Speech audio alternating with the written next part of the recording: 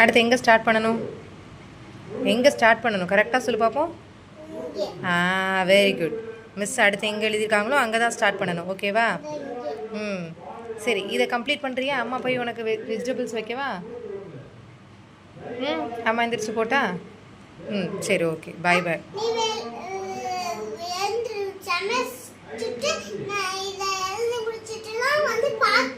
சரி, பார்க்குறேன். நீ கம்ப்ளீட் பண்ணால் தான் அப்பா டைரியில் சைன் பண்ணுவார். சரியா? இல்லைன்னா என்ன பண்ணுவார்? அப்போ யார் உன்னை கேட்பா? ஸ்கூலில் யார் கேட்பா? சரி, ஓகே. அப்போ நீ கரெக்டாக எழுதுனா தான் அப்பா சைன் பண்ணுவார். ஓகேவா? அதை மனசில் வச்சுக்கிட்டு எழுதணும். சரி, போட்டாமா?